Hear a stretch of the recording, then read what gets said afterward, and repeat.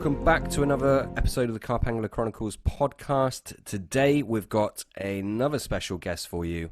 We have Fennell Hudson, who's probably best described as an angling and countryside author, broadcaster, publisher and editor. Fennell, welcome along. I've probably missed lots and lots out on that introduction. For those of the listeners that don't know you, how would you best describe yourself? Hello, hi. I would say, and in order to win the audience over, I'm simply a carp angler. I love carp. I love carp fishing. I fished for carp for about 30 years, and that has led me to do all the things that you just described. So yes, I'm an author. I've written about a book a year for about 30 years. Probably best known for the Fennell's Journal series. I am editor of the Grayling Society publications. I'm a podcaster, a YouTuber, a publisher of books, and now a conservationist with the Wild Carp Trust. So that, I guess that's me, and we can explore any of those that you like in however long we've got for this podcast. Superb. I mean, I think the main reason that we're here and the thing that kind of brought us together is the Wild Carp Trust, which I appreciate has been running for many years behind the scenes, but has recently just kind of been fully fledged into an official launch, I believe. So I'm sure we'll be talking lots and lots about wild carp. I believe you've fished with the great Chris Yates and some other like-minded people. Is that correct? I'm sure we'll talk about that. I have indeed. Chris was my big inspiration back in the late 80s, and he and I got to fish together and become good fishing pals, particularly in the 90s on a lake called Jade Lake, which he wrote a book about called The Secret Carp. The Secret, yeah. That led me to joining a secret organisation that nobody's ever allowed to talk about, but it is called the Golden Scale Club. And that led me to meeting and fishing with and knowing some of the real carp fishing greats. So people like Maurice Ingham, Jerry Berth Jones, Peter Stone, Bernard Venables, Peter Wheat, Mike Winter. All these people took this young kid, as I was at the time, 21 years old, under their wing and say, "Come over here, lad, and we'll show you how to fish. And don't be nervous or intimidated, but there's this whole wealth of fishing out there, and we just want to share that with you. And particular ways of fishing which have shaped the way that I fish now." And a lot of it at the time was what we tend to call traditional angling now, as you'd imagine fishing with Chris, it's bamboo rods and centerpin reels and all that stuff. And I did fish like that almost exclusively for about 20 years. And now I'll fish in any way you like. I'm happy sitting behind a set of rods and laying the traps and waiting for the fish. But I much prefer stalking my fish and traveling light and going in search of them and fishing these oldie worldy waters where the wildies live. I had no idea you're a member of the the illustrious Golden Scale Club. We'll definitely come back to that. Yeah, very, very interesting stuff. I'm guessing that's where Fennell comes from. It is. So just for clarity, just so people know, so my name's Nigel, but I haven't really been known as Nigel for about 25 years. And back in 1994-95, Chris Yates invited me to join a syndicate called the Jade Lake Syndicate. And as you do when you join a new water, particularly a high-profile one like that, you do all your homework and you're asking around of, how am I going to catch these fish? I don't want to, I feel like I'm way out of my league, fishing with people like Terry Lampard and Tim Norman and Chris and others, and I'm 21 and pretty clueless. And yes, I've caught a few little wildies and odds and sods, but nothing on this level. So I did my homework, and it turned out that the carp, which for about 5 years had been pretty much ignoring all the bait that had been thrown at them and had started to switch on to bigger beds of bait, particularly like microfeed. So the in bait was party blend, the seed bait, particularly if it had been flavoured with fennel. So this is what all the locals, the syndicate members were telling me. And at the time, I was a gardener working on a big estate near Newbury. And I thought, God, we've got a herb garden about half an acre and it's absolutely chock full of fennel. It's growing like a blooming weed. So I went out there with a wheelbarrow and I pulled up literally a wheelbarrow load of fennel. And used this stuff and mushed it all up and boiled my party blend up with this fennel. And the stink was so bad, apparently, and I didn't know this, every time I went and met one of the anglers when I finally visited, and as you do, you're shaken by the hand and you say, "Hi, I'm Nigel, I'm the new member." And they're like, "Oh yeah, nice, good, tight lines to you." Unbeknownst to me, everyone on that syndicate were saying to each other, "Have you met the new guy? Have you met that?" And they're like, "Oh yeah, did you smell his hands? Bloody fennel." So my nickname, not by choice, suddenly became Fennel, because I just stunk everybody out with this blooming herb. And there's a guy called Sean Lindsley, who was quite a well-known maker of split cane rods in the 90s. And he was on the syndicate, and I actually took his place when he left the syndicate. And that kind of gave him the right to solidify this nickname. So if you're taking my place, then you're going to be known as Fennel. And he made me a couple of split cane cart rods, and he put Fennel under the cork. And he said, "I've used the proper stuff." I said, "What do you mean?" He said, "Well, you like a prat. You've been boiling up blooming herb out the garden, whereas everybody else is using fennel essential oil, just in a pipette and just a drop or two in there, and that was doing the job. And I'd use literally a barrel load of the stuff."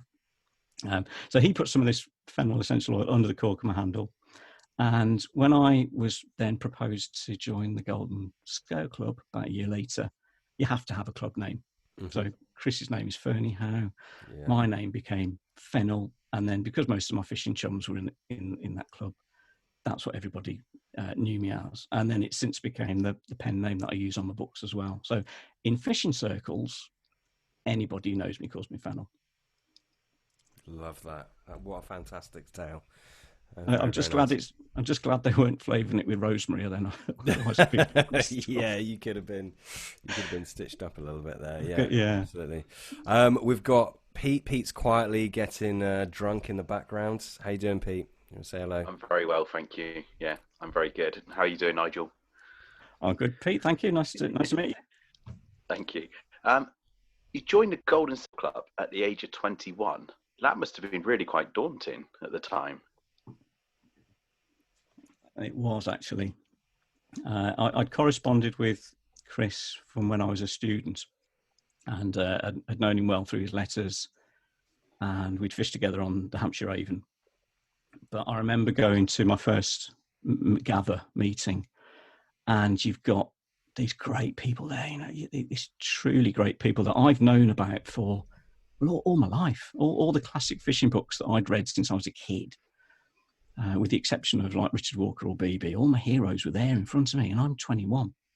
Mm-hmm. But the thing I would say is every single one of them consistently, from the second I met them throughout their lives, always had a down-to-earth, very warming, welcoming nature, and kind of fathered me really. And it was, I remember Peter Stone particularly. We were fishing on the Hampshire Avon for barbel, and I was standing on my own by my car, just like not knowing what to do or anything. And Pete called me over and he goes, "Come on over here, son, and come and join us." And that not just broke the ice, but it just made me know that I was in good company and protective company. And then he decided not to fish that afternoon, and he said, what I'll do is I'll take you along to my swim where I've baited it, and we'll see if we can catch you a fish. And he just sat next to me, and he sacrificed his own rod to let me fish, just because he would much rather I have caught than himself. And so that was the induction I had. That was just fantastic, and everything that you would hope to happen and you would hope to know from your heroes was true, and that they were such good guys, great guys. I think back now, actually. Sorry, Jan, it sounds amazing. It's an unbelievable tale, to be honest. It was lucky. I was just really fortunate having sort of mentors, sponsors, whichever, Chris taking me under his wing and not just fishing with me and guiding me through my fishing and my thinking and my approach to angling and the natural world, but I wouldn't be a writer now if it wasn't for Chris. I wouldn't be an artist, illustrator, or I wouldn't see the countryside with an artist's eyes if it wasn't for Bernard Venables, because the two of them, between them, really shaped how I see fishing. And then particularly Peter Wheat as my best mate, and a professional writer, professional author, would encourage me to write by doing. And in 25 years, he's never once sat me down and say, "This is how you write. This is good copy." Instead, he and I would share letters every week and just write and write and write. And I would learn simply by reading his writing and how he phrased things. And then the other huge influence was Mike Winter. And on the subject of Wildies, it's categorically Mike who fanned the flames of an enthusiasm that was already there, but massively, massively, massively fired me up to go and search for Wildies and fish in a way that was so more in tune with the carp as a wild fish rather than the carp as a conditioned fish that you get to come into your world or into onto your bait or to your preferred swim or whatever it is. You very much went to the fish and travelled as light as you could to go and catch those fish. You still there, Pete? Yeah, sorry. I am. I looked like you were, I'm sorry, I'm watching the screen like you were going to jump in. So No. Sorry, I thought you were going to round that up. I tell you what, though, now I kind of have jumped in. Before we go any further, tipple of the episode. Fennel, I see you swigging away there. What is it you got? I am on it's a Malbec, and I think it's a Californian Malbec. So trying to bring a little bit of Hollywood to the podcast. Yeah, love that. In fact, I was on the phone to you earlier, Pete, wasn't it? And I said that I do like a good Malbec. You did, yeah. Yeah, Argentinian usually though. Don't think I'm normally an Argentinian. Yeah. This one is, I've not had one quite like this before. It's a very, very dark plum colour. For a Malbec, it's more like a Cabernet kind of colour. Really, really dark purpley plum colour. And was good pretty much straight out of the bottle. Didn't take much breathing at all. Perhaps I have to try. I've only got the one glass. Keeping it clean. Good stuff. I actually did a night last night fishing, and I had a few beers this afternoon. So to be honest with you, I'm feeling a little bit ropey. You'll probably hear me fumble my words, etc. But I've got where is it? Nice Atlantic Pale Ale, and then to follow it up, I've got a Tribute. Pete, you've been swinging away out the bottle. What are you on, my man? Yeah. Coincidentally, I'm drinking a Sharps Atlantic Pale Ale as well tonight. I thought I'd go for something local because normally I don't really select my drinks for the podcast very well. So I thought I'd go to the shop and pick up a local beer. So Sharps Brewery is just down the road from me in Rock in Cornwall. But reading the small print, it's not actually brewed, this one in Cornwall. So I feel like I failed on my quest for a local beer. That's misleading, isn't it? That really is misleading. Yeah, they sold the brewery a long time ago to Molson Coors. So it's, I mean, they're a big business now. So where's this one brewed? It's Burtonwood. So yeah, it is a little misleading. I do believe Doombar is still brewed in Rock in Cornwall, though, but only the cask ale, the bottled Doombar, I believe, is brewed elsewhere in the country as well. I've actually got a Doombar here as well. I just didn't want to sound like an alcoholic. I'll have a look on the bottle for you. I'm sure this makes fantastic listening. Where does it say that it's brewed? Where it's brewed? I can't see that. Where are you reading that from, Pete? Just under the description on the back, Atlantic Pale Ale, and it goes through next to the Sharps logo. Oh, on the back. yes. Yeah. Mm-hmm. Brewed in Burton-upon-Trent in partnership with Molson Coors. Yeah. I think all their bottled beer is brewed up there, but all the cask beers sort of brewed down in Cornwall still. Oh, right. Boring facts for anyone listening. Yeah, there It happens. I used to live at a town called Witney near Oxford, and the Witchwood Brewery was about a mile up the road from me. And at 11 o'clock and 1 o'clock every day, you'd get this amazing smell of hops as they start boiling up. So I'd make sure my windows are open in the study.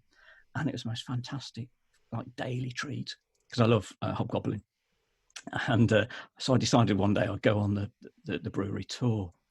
And then they're saying, like, of course, yeah, well, you know, we got bought out. And although we do still brew here, we had to change supply a little bit. And the local water that we used to use now comes from a reservoir however many miles away. And to try and get it to taste the same, we put a load of gypsum in the water to make it harder. Goodness. I start thinking, what's the illusion?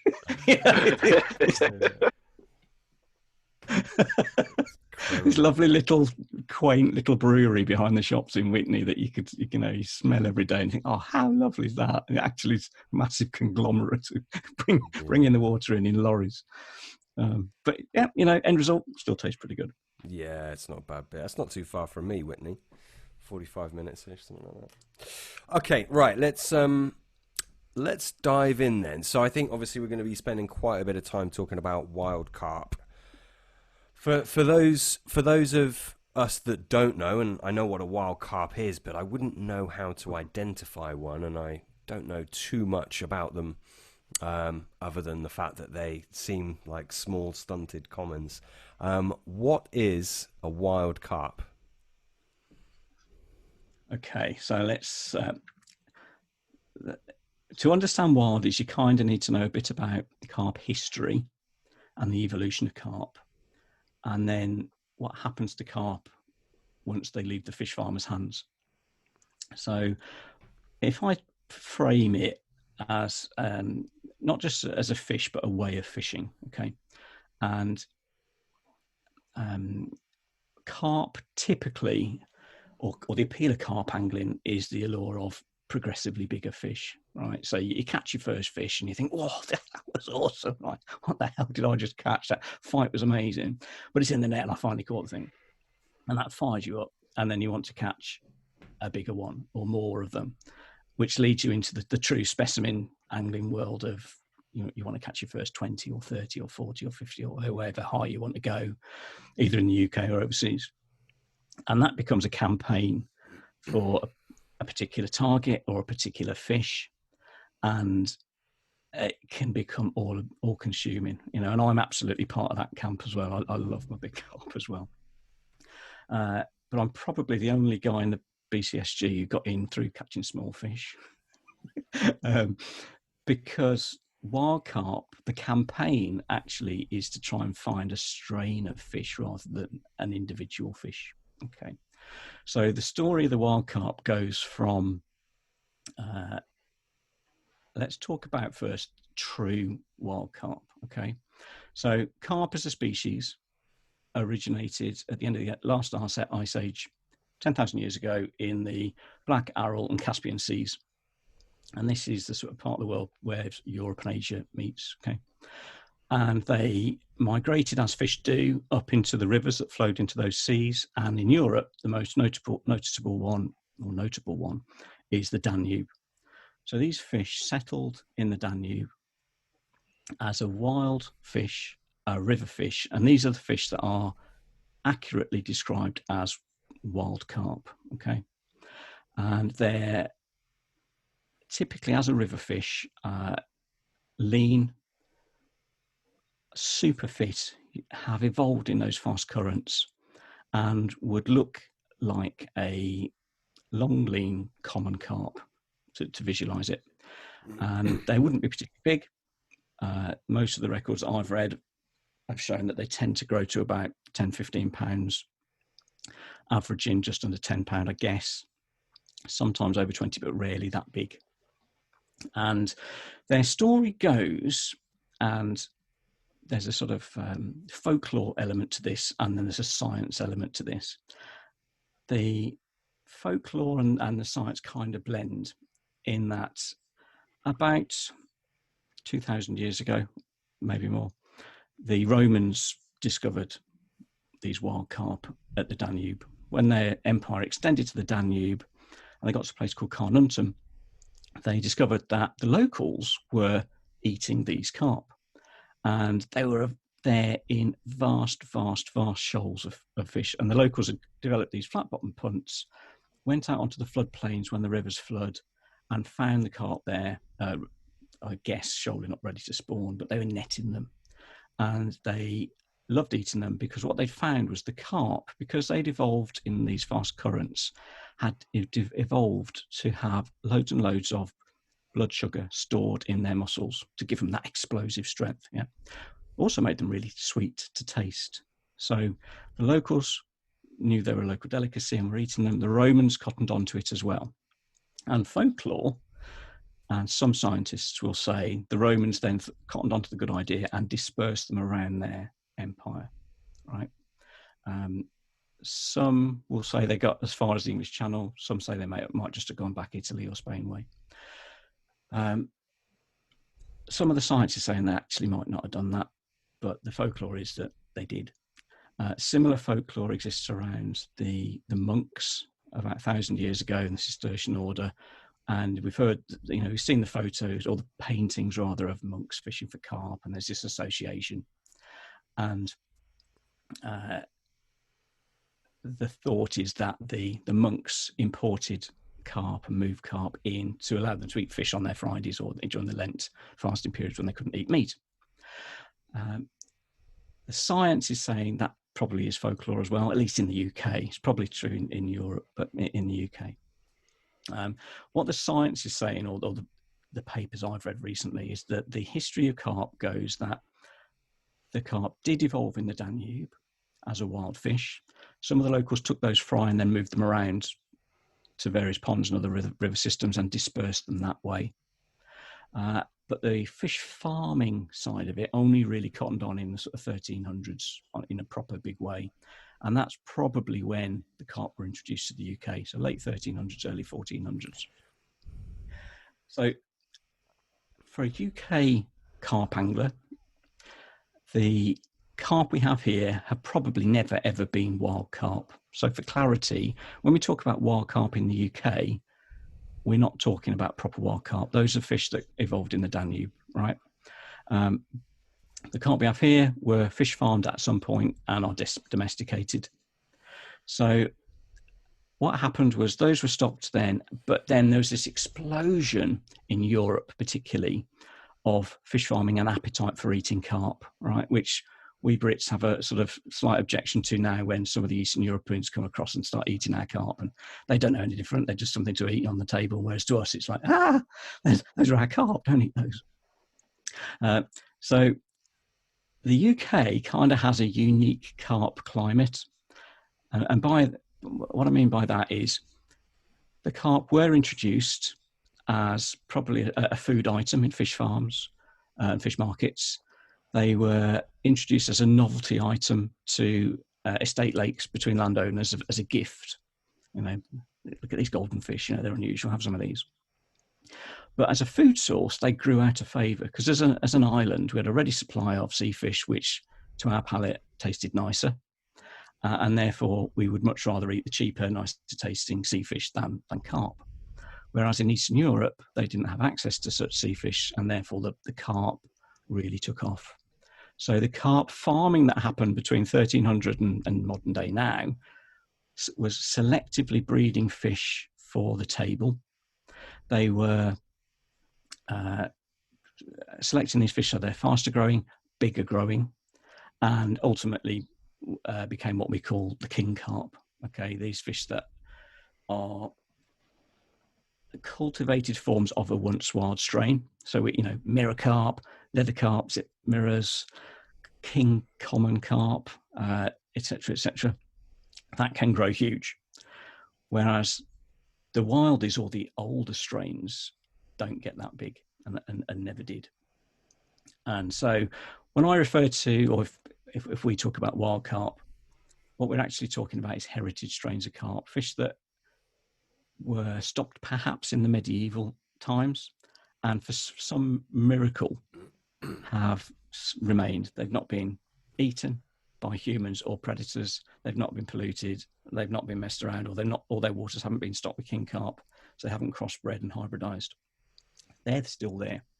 So the hunt for wildies is about trying to find that lost strain, rather miraculously. Doing your homework to find the lost strains that still exist. Okay. And how do you know when you find them? You can try and do your homework and get the evidence of when these waters were stocked. But to look at them, you would see a fish that looks a lot more like a chub. And very often they're fish that have been left for so many years that they're basically inbred and they've reverted, and they are often stunted, but they are chub-like in shape. Very often they have quite a blunt head, not the carp sort of longer pointy face. Very short barbels, oversized fins, and the classic thing you look for in a wildie is hardly any hump on the shoulder. So the smoother the shoulder, the closer you are to finding your nirvana, this old strain. Yeah. Okay. So what you also find, so even if you find a really old heritage strain that's been there for hundreds of years, what you can also find is really what we call feral carp, which you may have heard of. So once a king carp or a modern strain of carp leaves the fish farmer's hands and goes and then spawns in the wild, those successive generations of breeding in the wild see the carp revert back to a wild form. So it's I don't know if it's unique to carp, but it's a known thing. And what I've read recently is that it only takes 40 generations of breeding in the wild for those fish to return to a wild-like form. Okay. That doesn't. Sorry to interject there. That pickles my brain a little bit. So, what is it about their natural breeding process that would differ from them breeding in a fishery, for example? Don't understand. I think it's to do with fry survival, and reading some papers recently about fish farming, and I forget the exact percentages, but it's about 90% of common carp survive, and there's and then there's mirror carp, and then the least, and then what 1% is like leather carp, and I forget the exact percentages, but the numbers are stacked in favour of common carp surviving over mirror carp in the wild. Okay. And you've only got to look at it at waters like Redmire, right? So stocked with Galicians, fish from Poland in, was it 32, 34? Of a really, really great strain that grew enormous, as we know. And in the 70s and 80s, some of those original fish were still huge. Chris's Fish broke the record in 1980. And then after then, you see that those fish and their offspring become progressively smaller. And when I've fished over the past 20 years, the fish are more in the sort of 20 pound category than 40 or 50 pound. Same water, different circumstances, admittedly, more angling pressure, probably, all the sort of mix of things that's going on there. But carp revert when they go back in the wild over generations. So the sweet spot, if you're a wildie, for a sweet spot for a wildie fan, is finding a water. Firstly, is to find a water that was stocked in 13, 14, 1500s, potentially, and has never been stocked again with a king carp strain. Because then you've got fish that hadn't had all those extra centuries of selective breeding. Plus you've got reversion. So those fish are like little torpedoes, right? The next best thing is finding a water that has been reverting over time, over maybe 100 years, where you get these feral fish that are not quite what I would call a wildie, but they're they're really lean, really lean. Okay, so is there any kind of hard and fast way that you could identify what we would now call a wildie? I know with levers, you would count the rays on the anal fin. Is there anything like that for wild carp, heritage carp, whatever you wish to call them. So yeah, we'll call them heritage carp. So wild carp in the Danube, you can DNA test them, and you know what you've got. And they're still present, I presume, in the Danube. Only just barely. No, Really? no. We've absolutely knackered it for them, frankly. So in the 50s, they were still there in their thousands. We then built hydroelectric dams across the river that stopped some of the migrations, but most importantly, flooded the once shallow spawning plains. So they lost their habitat. And they've also crossbred with king carp that have found their way back into the Danube. So there was quite a well-known paper in the 80s that did a big survey of the Danube fish, and less than 0.1% of the fish caught were true wildies. Fortunately, they do still exist. So those fish were rescued and put into living gene banks in scientific institutes, and they do also live in the wild, still in small pockets of fish, Greece, Turkey, some of those countries that go into the Caspian Sea. They are still there, but they are incredibly rare. They're on the vulnerable list globally. They don't call them critically endangered, but they're called vulnerable because their wild population is predicted to halve in the next 10 years, and half from less than 0.1% is pretty desperate. Got much to play with there, Anyway, sorry, I took you off course there. Is there a concise way to just find out if you've caught a fish, to find out if it's a heritage carp or not? So looking at the fish is really problematic, right? So I've been talking to some fisheries scientists in the past week about this. To do it on the look and the shape is problematic, because how do you know you've caught a really old strain of carp versus a new strain that's been stunted in its formative growing years, right? And you can get both, right? The pure way, that the smaller the hump on the shoulders, or the less noticeable the notch behind the back of the head where the shoulders start, that is one way. Mostly it comes down to trying to find the provenance of the water. So ideally you're looking for stocking records or local knowledge of when were these fish introduced, how long have they been there, some sort of evidence. The scientists this week have been saying, really, you've got to DNA test them. And we know that you're actually DNA testing feral common carp, because they're not true wildies. They're fish that were once a common carp and have since become feral through these years of reversion. So you might end up with a result that says genetically they're exactly the same as a common carp, right? It's just that the strain has got smaller and smaller over the years. But there's probably some valid research that's needed to say, okay, that being said and done, are there any genetic markers that differ between these strains, let alone this size of fish, but this strain over other ones in different parts of the country? Were they all part of a batch that came across at a certain time? I don't know. But it gets a bit geeky, it gets quite scientific, and I'm not a scientist. I'm an angler. I just love going and fishing for carp, and the appeal for wild is for me. And do you know what? I'm not that precious about is it a purebred? Well, wrong term. Is it a heritage carp? Is it a wildie? Is it a feral carp? Does that matter? No, I don't really care about that. It's a sliding scale between 50-pounder in the making and 3-pounder if it's lucky in the making. Poor relative. Because to me, that the appeal in fishing for them is going and finding these waters. That's the quest. Yeah. And I remember talking to Martin Bowler at a Barb Society do a few years back, 10 years ago or more.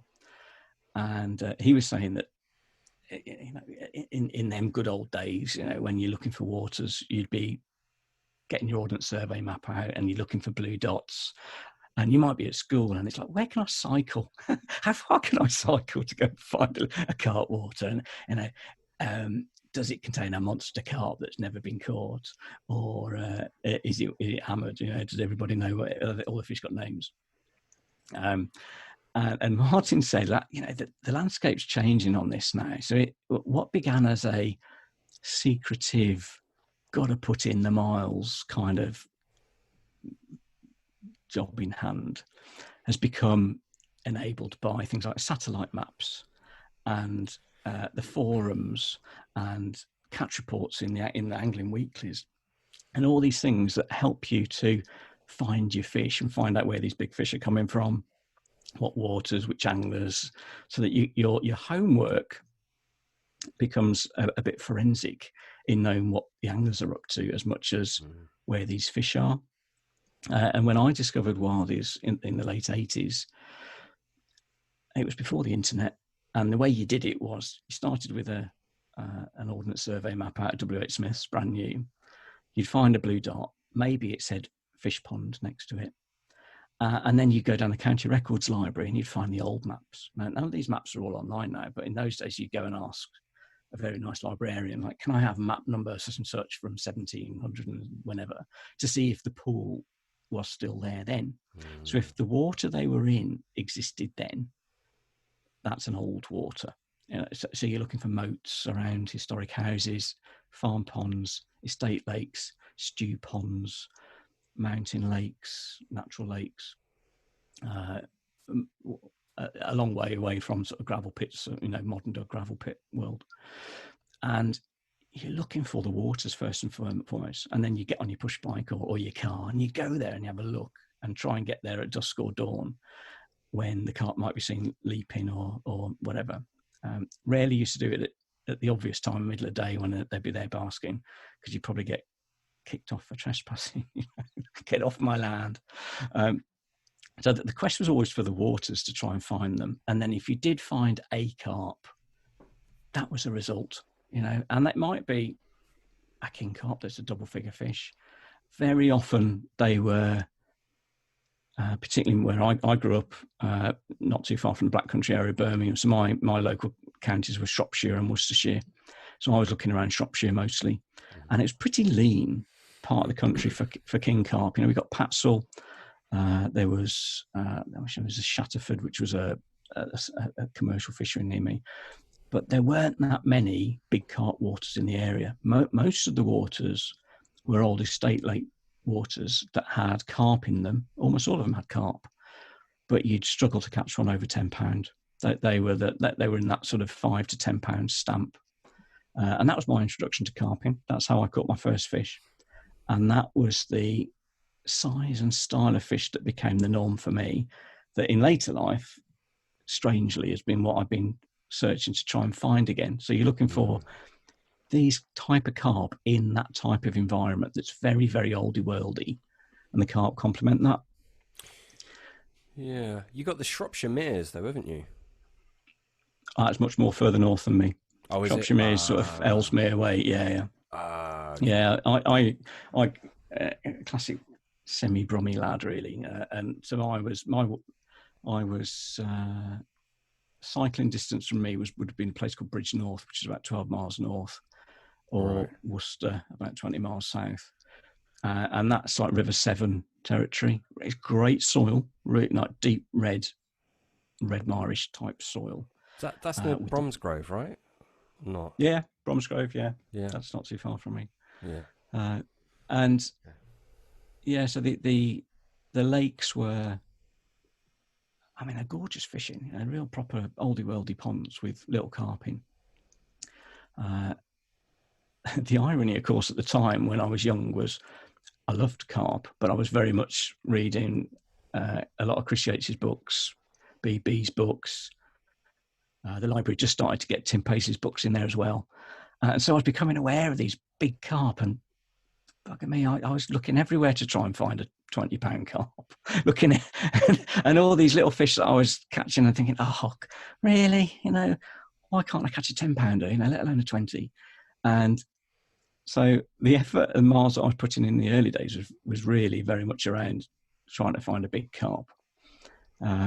Whereas now I'm using all that homework to say, you were finding some fantastic waters with some really lovely old strains of carp in them. So to go back and find them, and hopefully they haven't been stocked with some Simos or something. and enjoy that. How much? So obviously, you're talking about sort of like the hunt for these waters that was stopped in the 1700s, etc. How many of them are out there, do you think, for you to find still? Because presumably, I mean, you're reasonably quite well sort of connected in these circles. How many of these sort of waters do you think are out there still to find? How many gems are there? I couldn't put a number on it. So I've been looking for wildies since 1988. I wrote a book about the quest, the first 20 years of that quest. And at that time, I'd probably identified 12 waters which still had like really old strains of carp in them. Of those 12, some now have had king carp put in. A couple are being heavily predated by otters and cormorants. The bit that the reason I can't put a number on it is because these wildies are so rare, and those that are passionate about them are so protective of them, that they're what I call the best kept secret in carp fishing, because people don't tell you about these waters. Sometimes they don't know they're there and they're under their nose, but very often when they find them, they don't say where they are, because for every person you tell or take along to fish for them, there's going to be probably 100 people who would much rather have king carp in them, who would see them as little runted, stunted, crappy little carp that they'd rather net out and put some proper king carp in that bend their rod a bit more. So they're kept really, really secret. And I've recently moved up to North Wales, and my two favourite wild carp waters are in mid Wales, and I've just discovered a third one from an old book from the 1800s that had carp in then and was quite a famous wildy water in that time, and they're still there. And that's a discovery that you think, people are walking up through the mountains and they're seeing these fish, and so you go on these forums and you like hiking forums or ordnance survey stuff, people talking about these carp, and you think, no, those fish are still there by some miracle. And I think it's because they're in the middle of nowhere that they're not your classic carp. It's a hell of a push with a carp barrow up a mountain, and they're quite away from other carp waters, so that they're bringing eggs in on a heron's foot or something. I don't think that happens. And I dare say it's a long hard hike up for an otter or something as well up there as well.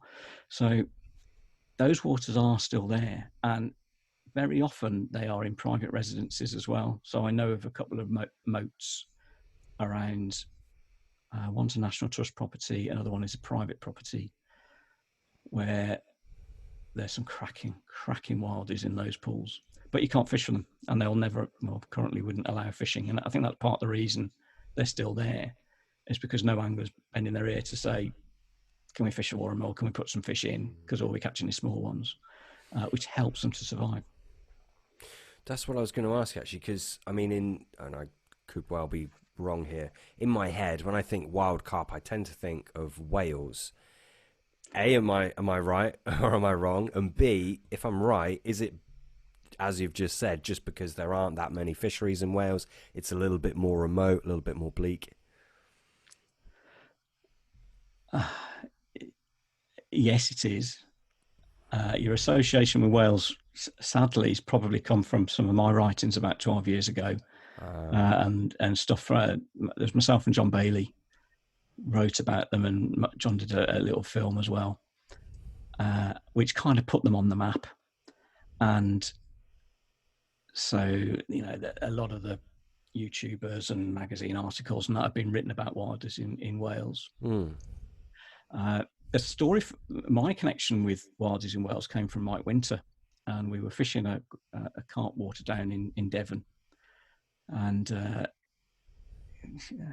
having a glass of wine and late into the night and all that kind of stuff. And I'd been looking for wildies for about 10 years, and Mike said to me, he said, you need to get focused. You need to know where to look. And his approach he lived in Ottery St Mary, so he was sort of a Devon guy. Oh yeah. So he pretty much knew every wildy water in Devon and Cornwall because that was his local stamp. And his approach to finding them was, and Mike was adamant they were Roman, these fish. I said earlier that the evidence isn't there to support it, but Mike was saying the way to find old wildies is find a map of Britain with the old Roman roads on it. Trace the Roman roads to where you can find a monastery, and then look on really old maps for the sign of fish ponds around that monastery. And his view was, if the Romans brought them in or the monks brought them in, they'd probably be living in those waters or some nearby, that the locals might have moved them. And he said, right, at the time I was living at Worcester, and he said, right, your best bet probably is Wales, because that's shooting distance from you, and do the same. Which, long story short, you follow the map, follow the Roman roads and the maps, and you see, okay, they go up to Anglesey, and they're cutting south end of Snowdonia, and there's monasteries in mid Wales, around Builth Wales particularly, and that's where you want to be looking. And those are where I found waters with these wild carp in. And Wales is kind of unique because you don't really associate it with carp. It's more trout and sea trout in. And, you go up in the mountains with the fly rod and you don't think anything of it, but you go up into the mountains and find carp. It's kind of weird. And the first thing you think is, some local angler just put these in. It's like their own little personal carp pond that they've nicked some fish from somewhere and stuck them in their local lake so that only they can fish from them. But then you start asking around and you start chatting to locals in the pub and it becomes known that they are well known in that area, and they've always been there. They've been there as long as people can remember. And there may be associations with the monks and the monasteries that, in the instance of like Linguin or Pantaclin, that are well-known wildy waters, are within like a triangle of 3 monasteries. And that leads to all these wonderful imagery of, where the monks going from monastery to monastery and having to camp over on a mountainside, so at some point and needing something to eat. And did they put them in there? And all these lovely thoughts. And, it might be true, it might not be, I don't know. But the imagery's there, and it's a lovely thought that some person has to have put them in there, because there's no stream in, no stream out, and they are 1,000 foot or more up a mountain. And somebody saw the appeal of carp, much as we do now as modern carp anglers. Somebody in bygone ages thought, I really love carp. I really love eating carp, but I really love carp, and I'd like them to be in my local waters. And they've somehow got hold of them, transported them, and moved them to these waters that are in the middle of nowhere.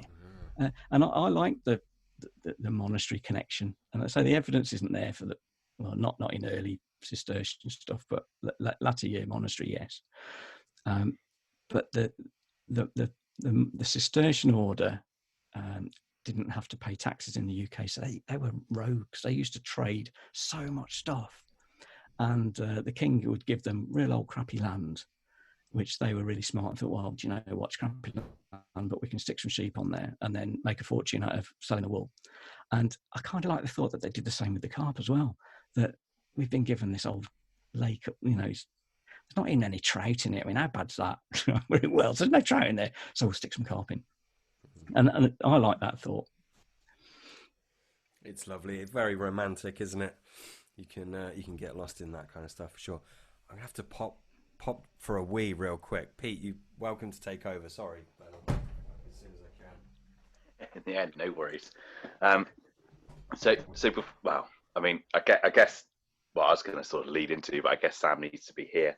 I was going to go on a little trip down sort of memory lane and sort of try and remind Sam of sort of the most I can still hear you. Wild-like fish. Oh, you can still hear us? Cool. The most wild-like fish we've ever caught. In?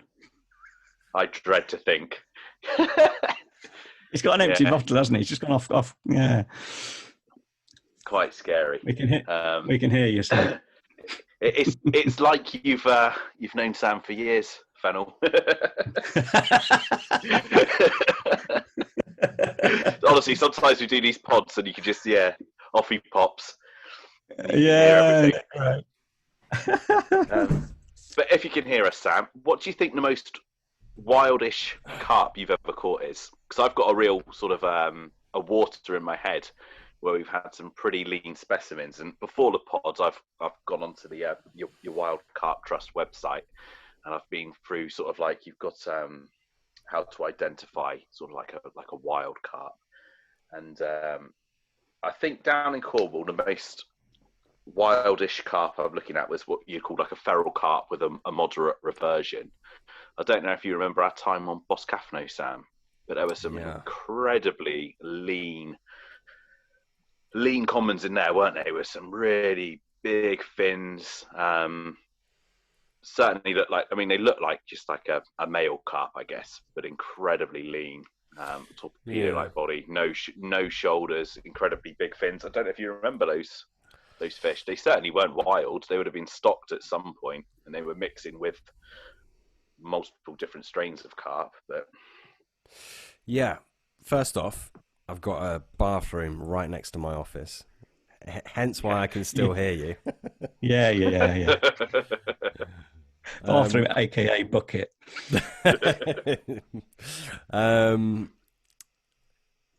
Boscathno. Now, this is where my memory fails me. My memory is absolutely shot to pieces. Which one was? I know the name so well. Boscathno. Whereabouts was that, Pete? It's down near Penzance. Yeah, it's a little reservoir. I'm thinking Mill Pool, aren't I? Not you Mill are, Pool. yeah.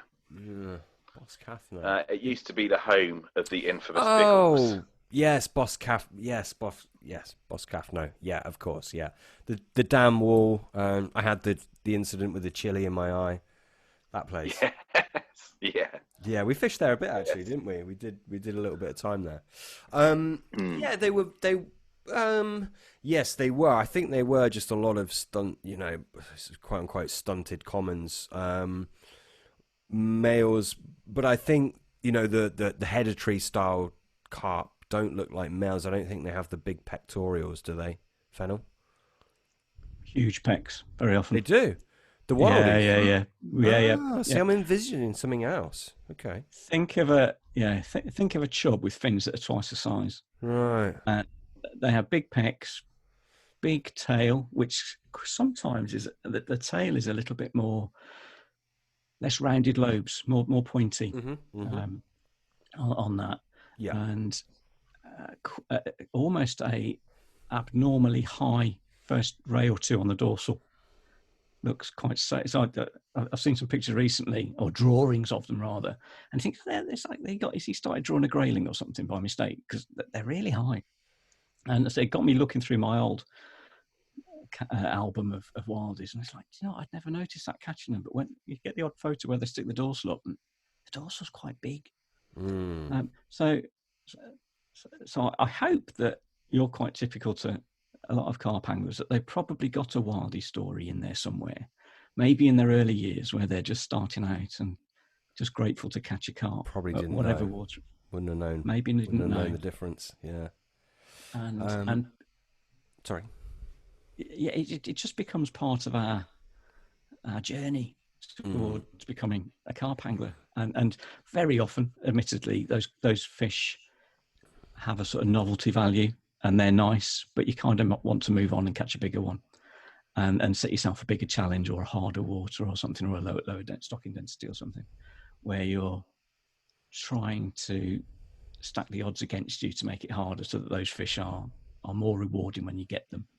Whereas the reality, when you find a water that's stocked full of, as you said, stunted carp, they're pretty easy. They're blooming hungry, and as long as your watercraft's there, you'll catch loads. And they're great fun. One rod, floater fishing, usually free lining, and you catch all afternoon long. And that can be great, but eventually you can tire of it, and you want to think, I want to set a bigger challenge here, and then I'll go for something. And I would imagine if you're down in Cornwall, you then start thinking, where's my local big carp water? And have I suddenly got to jump in the car and do a 6-hour round trip to go and find a big fish? Whereas the opposite is what I found myself doing. So when I lived at Witney, we got linear fisheries on the doorstep, which I never fished. Horrible place. Yeah, in my I've never fished it. I drove there months ago, and not my cup of tea. Apologies to anyone that fishes there, but that will get us into some trouble, I'm sure. I didn't fish it, but I probably disagree with you. I thought it was quite nice. Really? And I was looking at it with a different lens. So yes, it was busy. Car park was full. Every swim was taken, and this was I'd skived off work and I'd gone there on a Friday lunchtime, thinking I'd get there when no one was there. No, I think people were there all week. Yeah. But I was looking at it from a more of a tench angle, actually, and the thought of going there with 2 rods and light baiting and just try and catch some tench. Whereas the reality was, it was like a bombardment of spods. These bombs going in it. They got there at, I don't know, midday or something on the Friday or Thursday night probably, and they spent about 4 hours spodding their baiting. Whereas my style of angling is turn up and don't let them know you're there, and just creepy crawly around and try and whip one out within in the edge and 20 minutes of starting. So from that side, it was an education. But the waters, I actually quite like the waters there. They were vast, and I haven't done a lot of gravel pit fishing, but I did like that scale element to some of these waters that are a different sort of watercraft, which for me, I tend to try and let the carp show me where they are. Whereas that style is very much leading around with your marker float and finding the bars and the features and piecing it together, that map that's going on under the water. And that appealed to me. I very nearly joined a water called Rockford down near Ringwood, on the Ringwood ticket. I did doing some work down in Bournemouth. And you know, I'm a guy who mostly fishes with bamboo rods, and 50 yards is a hell of a long cast to me. You know, and these guys are doing 200 yards with spod 5-pound Tesco spod rods to catch these 50-pounders, admittedly. But that still appealed to me. It was terrifying, the distance and the gear they were using to get to that range. But it was a massive challenge, and I do like a challenge in fishing. And the thought that you've got to adapt and change your tack on this 50-acre lake to catch these 50-pound carp, says he who loves his little carp and his wildies. But that was special. But it wouldn't be to everyone's taste. Does fishing in your way on those kind of waters, does that not appeal to you? Next week I'll be on a 122 acre lake, but I'll probably be fishing the margins, at least one rod. So does that not appeal to you? Just the vastness, but still you're getting them in the edge and getting that up close personal. I rarely give myself that choice because I'm really crap at casting distances. Oh, okay. I'm really out of place. But yeah, it would give me a sense of satisfaction because I love using centre pins. I prefer using 2 rods rather than 3, and I like a through-actioned rod anyway. Like the Free Spirit bank creepers are just gorgeous rods. So to be able to find fish in the margins, yeah, absolutely, that's where I'd like to catch them. But I wouldn't, in theory, I wouldn't limit myself to that. I think if all the fish were being caught at range, that's where the fish wanted to be, and that's where the fish wanted to feed. Sensible thing is, clench your buttock cheeks and buff one out if you can, into the horizon. I talk about it a lot on the pod. Is like catching them on your own terms. So, like you, I guess my like childhood growing up was like fishing with my father, who's a super keen fly angler. Or if we weren't sort of fly fishing, we'd be on the rocks just spinning for bass, and it was always just super light tackle, a rod, a little box of lures, and really mobile. And then since like coming into carp fishing, I've always struggled with the idea of taking, like, it's like home from home, isn't it? A lot of the time. So I often get caught between the two. Well, yeah, but I've always had a thing where I try and travel super light, but I think, like you were saying about it's I've said this a lot of time on a podcast. It's on your terms. I think if you're fishing and you're catching them how you want to catch them, whether you're using super light tackle and you're fishing in the edge and setting little traps to, again, really light gear and a bit of surface fishing, you get just as much enjoyment as the guy who's chucking them out 140 yards, 150 yards, and I don't know. It's such a broad spectrum, isn't it, carp fishing? Well, it's like any recreation, though, isn't it? We all work hard. We all feel like we've deserved or earned our recreation time. So when we do treat ourselves to a day's fishing or whatever it is, you want it to be as enjoyable as you can make it, and as fulfilling as you can make it, and as pleasurable as you can make it. And if that means fishing with a bait boat and 4 rods, fine. Alternatively, it might be, I want to go and I want to go fly fishing. I don't want all the clubber. I just want to go and travel light and do things my way, because that's how I enjoy my fishing. And I think I like what you said then about fishing on your terms, our terms, right? I think that's really key, and that's something that was drummed into me, particularly by Chris when I was fishing with him in the 90s, where very often I would get a little bit frustrated with the self-imposed limitations of traditional tackle. And it was almost like, if you want to be in our gang, you've got to use a Mark IV split cane carp rod, a Mitchell 300 or a centre pin, and never a hair rig, never a fixed lead, and ideally the least amount of weight you can put on your line. And those were the terms of engagement, and the way that many of my friends liked to fish, and and I like to fish like that. But on this particular water, which was 60 acres, the fish were too big for that tackle. That it just wasn't designed to catch fish of that size. There's some huge fish in there, and it wasn't up to casting far enough to the fish, or more importantly, playing a big fish at range. So hooking a fish under the rod tip on a Mark IV, which is about £1.5 test curve, is fine if that fish stays under the rod tip. But if it gets 80 or 100 yards on you, with the stretch in the line and the elasticity of the rod, you can't turn it, you can't control the thing. So I would be challenging my mentors to say, "Oh, go on, can't I just put a hair rig on? I'm using tiger nuts as bait, and it's really awkward trying to side hook a tiger nut. Can't I just hair rig it? Or please, can't I use an Arsley bomb rather than a swan shot? Because that way I could reach 20 yards, right?" And the absolute biggie for me was electricity, right? Particularly electronic bite alarms.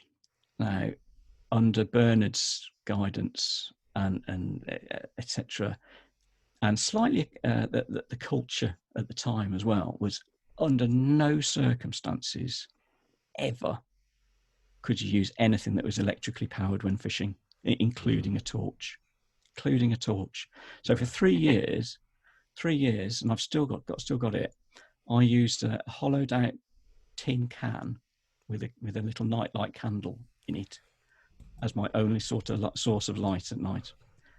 And I laugh, and I look back now, and I laugh at how twee and ridiculous that was. But the biggie was bite alarms, and trying to stay awake all night, because obviously you couldn't sleep when you were fishing as well, because that was also a no-no. To try and stay awake and going through all the sort of strange delusional half asleep, half awake stuff that you go through, to try and hear your centre pin move or the silver paper rustle on your line, and then accidentally falling asleep and then getting a bite in the night and missing it because the fish has picked up your bait and then dropped it again. that to me was counterintuitive to what is sensible, let alone what is traditional. And now you get a lot of traditional anglers now. I'm really guilty because I wrote a book about traditional angling in the 90s when I was fishing with Chris, and then I published it in 2009, would it have been 2010? And it had all those mantras in there, which actually at the time of publication I didn't agree with anymore, and I certainly don't agree with it now. But it was right and true to itself when it was written. So some of the things that are your terms of engagement it's entirely your choice, right? And if you prefer to only catch fish by free lining, that's great. If you prefer to catch fish without using any bite alarm or any carbon rods or any whatever else might go with tackle developments in the last 40 years, then that's fine. I'll tell you one that used to make me chuckle was I used to get something terrible for using an umbrella. Modern, you should just use a rubber sheet or a poncho or something. Or you should never ever use a chair or a bed chair. So for 5 years, I slept either directly on the ground or on a little inflatable mattress, and I never carried a chair. And now, 25 years later, the stiff joints that I have now, which I'm sure to do with those years of fishing in the winter, like just rolling a sleeping bag out in the mud and sleeping like that, was absolutely ridiculous. But at the time, that was what I chose to, that's how I was expected to fish. That's how I chose to fish. Did it make the fish more rewarding when I caught them? No, definitely didn't. Made the experience a little bit more unique. But I think a blend, and Bernard Venables summed it up to me in the late 90s, where he said, fishing has always been a progressive sport. It's always been a progressive sport. It's meant to be a progressive sport. Ever since man first learnt to fish, he's always tried to make it more efficient. He's always tried to get at the upper hand on the fish if he can, to initially to put food on his table and feed his family. More recently to up your rod average or whatever how you'd want to measure it. And putting a blend of old and new is kind of nice. So you can have brand spanking new tackle that's traditionally styled, like a carbon rod with a cork handle, which is lovely, but performs that much better. Some of the modern reels now are absolutely lovely. The clutches on them are so smooth compared to some of the old reels I've used over the years that jar and junk and the spools explode and all these horrible things. So interestingly, on the subject of fly fishing, there is a growing trend at the moment. I'm not sure if you're aware of fly fishing for carp. And I've become aware of it with the wild carp. And there's quite a progressive thing in fly fishing, which is to fly fish for carp. And it stems from slightly breaking down the sort of dogmas and snobberies of trout and salmon being superior to other fish, which obviously is nonsense. And partly in reaction to going and fishing for bonefish in the Seychelles costs you, I don't know how much it is, 20 grand or something. Whereas you can get the same rush and same fight off a wildie in the UK for £10 for a day ticket. And so there's this whole thing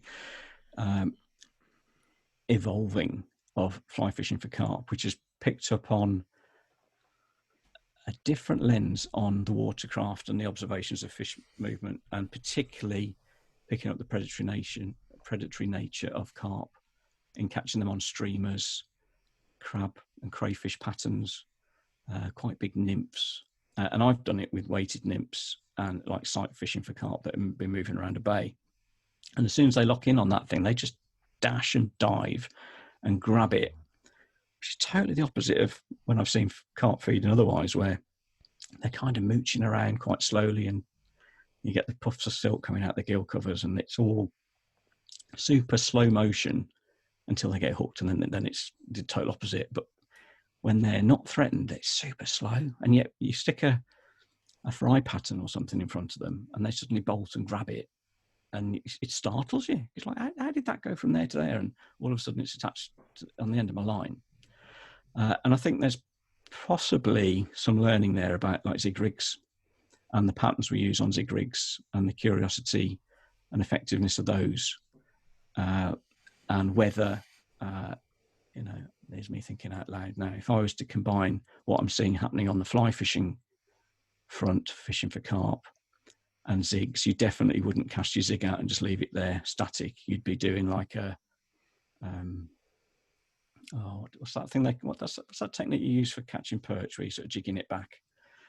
Like a drop shotting. Yeah, that's it. Drop shotting. So like a sort of drop shot version of zig rigging for carp, where the thing is moving back towards you constantly, going up and down, back and forth. Question mark. I would anticipate that would be very effective. I've seen people do it with adjustable zigs, where you've got sort of like the inline float, so you've got lots of sensitivity in the line, and you can really move the hook bait. I've seen people use like twitching their adjustable zigs to good effect. It's funny you talk about that. There's a reservoir sort of local to me, and it's a trout fishing only. But there are thousands upon thousands of stunted little commons in there. Sam, you know it well, don't you? And a lot of the fly anglers who exist strictly trout fishery only are going up there purely for the carp now. And I hear more and more about the carp coming out on the fly, and it's just something you'd never do. You'd never go to a traditional fishery or to a carp fishery, would you? And hunt for these species like you would when you're sort of fishing for perch or fishing for trout. It's just not something you'd do. But I don't know. I just find it fascinating, to be honest. Me too. So I think I would and I wouldn't. I think that we've all read the same fishing books. We've all been inspired by the same famous anglers, traditional or modern. And there's a sort of like a set way, an expected way of doing things. This inherited wisdom of this is how you catch carp. And I think the biggie is bait, really. And Mike Winter used to say to me, go to the fish's world on their terms. So Mike and I both trout fishermen as well. And trout fishermen often say, like, match the hatch. And your entomology and what the fish are feeding on and where at any different time of year. And you match the hatch. And yet with carp fishing, we don't do that. We think, okay, I've got a trusted bait, and it's hot. I'll get them on chum mixers. It's in the summer, I might try them on particles or pulses, or then in the winter I might do a lower protein bait or something like that. Keep them feeding. But you're conditioning the fish to take on slightly too much your terms, right? Whereas if you go to the fish on their terms and use pure watercraft, as you would do when you're stalking, to find out firstly where they are, but then do we know, as a trout fisherman might, exactly what they're feeding on? And then would you match that hatch? And I remember it's Lake in Devon, actually, and spending all afternoon float fishing maggots and not getting a bite. And yet there were carp all around my swim in different levels of water, both silting up on the bottom and swirling on or just under the surface. And I knew as a trout angler, those fish were taking buzzers. They were just taking stuff that was coming up off the bottom and taking it as it rose to the surface. And because the rise patterns were almost identical to as a trout, they were more than often taking fairly quickly about 3 or 4 inches under the surface. And it's like a swirly boil without actually breaking the surface often. I thought, God, they're on buzzers. They are absolutely swimming around like blooming whales with their mouths open, just gorging themselves on these clouds of buzzers that are coming up. It's bloodworm larvae. And yet you'd think fishing maggots, that would have been close enough, but the carp did not want to know. And yet if I'd flicked a a buzzer pattern now, I'd probably caught one. So, yeah, yes, thinking about what the carp's feeding on naturally. And I know top carp anglers do this anyway, right? They are switched on to natural food sources and different parts of the lakes that might be a bit siltier than others, and that there might be more of a bloodworm bed there, or snails, or whichever. But a lot of anglers don't. They're too busy trying to get them on there, whatever's the going bait, and then copying matey boys fishing next using whichever brand of boilie, and trying to replicate his or her success, rather than thinking, okay, I'll do it on my terms and go for these fish on their terms as well, and we'll meet in the middle. Yeah, I can it's certainly, it's overlooked, isn't it? It's definitely overlooked. So moving on, I think we're going to touch on sort of like conservation and threats, wouldn't we, to wild carp? And me and Sam have mentioned on our podcast our sort of track record, I guess, with predation and otter predation in particular. So I don't know how we sort of like move on to there. Just have a little chat about conservation and what you guys are doing to protect these strains. I'll give you my view, and I have to be a little bit careful because it's a bit of a touchy subject, isn't it? I'll give you my view, and this isn't me as formal spokesperson of the Wild Carp Trust or anything like this. This is just me, okay? And appealing to anglers, right? And I think it was Richard Walker said there is a journey that anglers take. So when you start fishing, you just want to catch a fish. Then you want to catch another fish or more fish. Then you might want to catch a bigger fish. And then you might want to catch the biggest fish. And that's your typical journey. Mate of mine, Pete Wheat, said there's another stage, which is actually when you've caught all your fish and you've got nothing left to prove, you actually take your pleasure in helping others to catch fish. And, it might be a youngster or something like that, or you might write books or do YouTube videos, instructional stuff, or a podcast. What I've learned in the past year, and partly due to lockdown, I lost my job. So 4 months twiddling my thumbs thinking, how can I be of use to the world when, feeling a bit sorry for myself.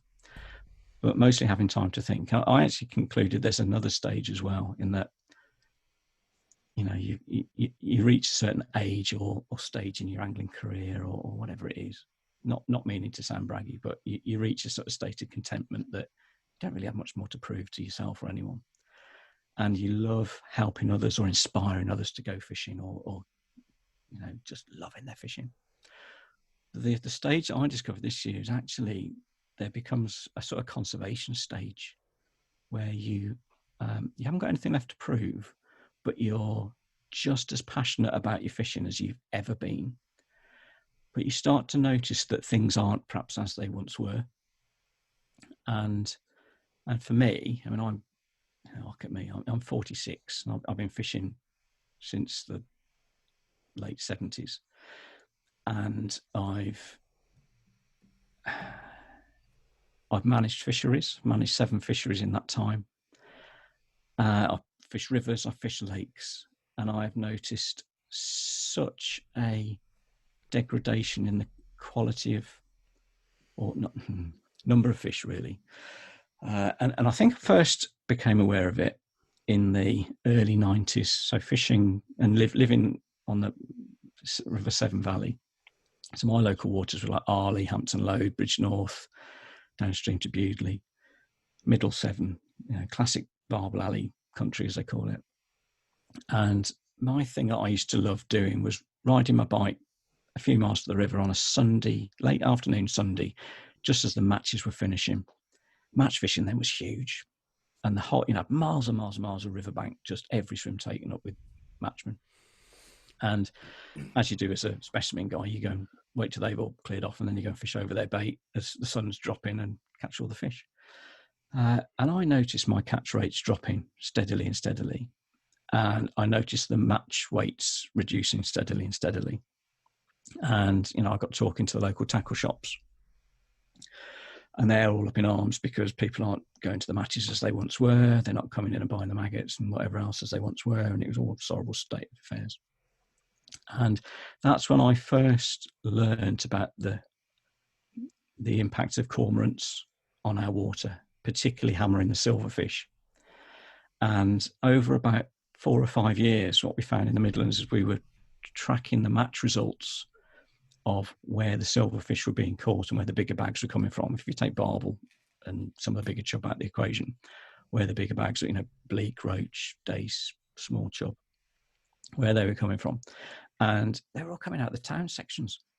They weren't coming out the lovely countryside sections. And it's because the cormorants had hammered so many of the fish, and yet at that time weren't brave enough to come into the towns, and therefore that's where the fish had gone to or remained. So that was my first awareness of predation of fish on a massive scale. And we've got to take some of the blame because we've overfished the seas, and that's why the cormorants came inland and all that stuff. And then in 2002, I started looking after 2 lots of syndicate lakes. There was 3 lakes on a farm. The smallest was about the size of a tennis court. The biggest was probably about 3 acres.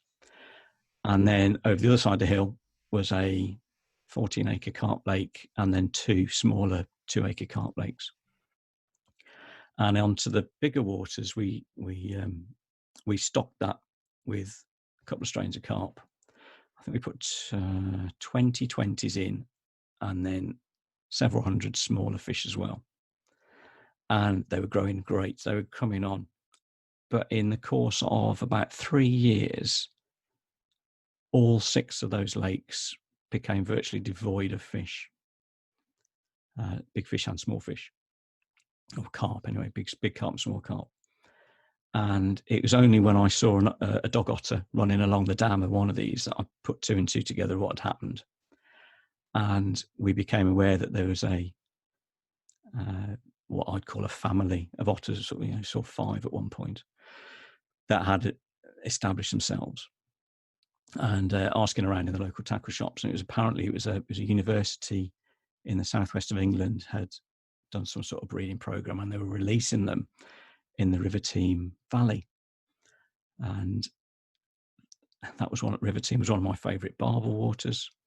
All of a sudden, my barbel catches aren't there, and again, same sort of period, went from seeing shoals of 20 or 30 barbel to no barbel in Marl's River, and then all the carp in our lakes just eaten.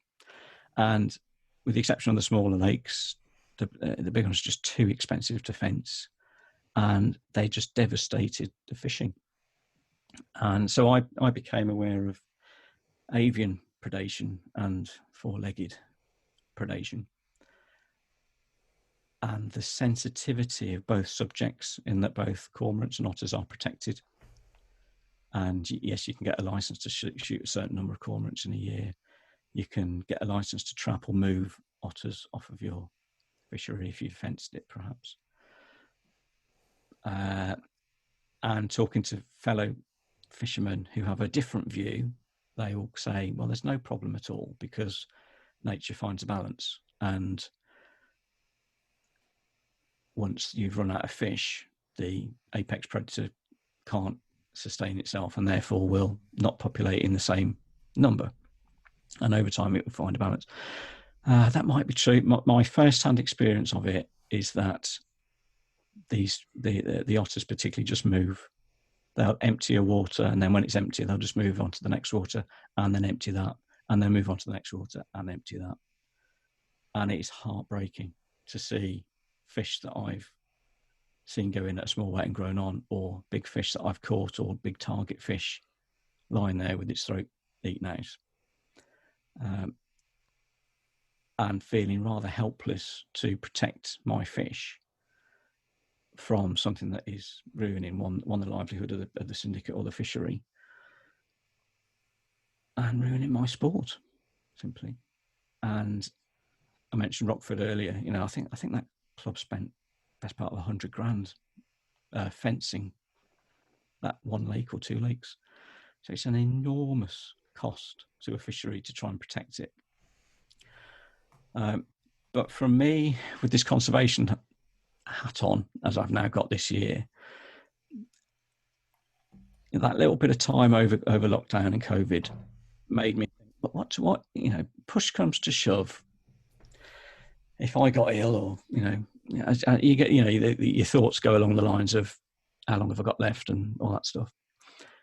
If I could only fish for one fish, what would it be, and where would that be? And it would be definitely wild carp in a really oldie worldy setting, probably a little moat or something somewhere.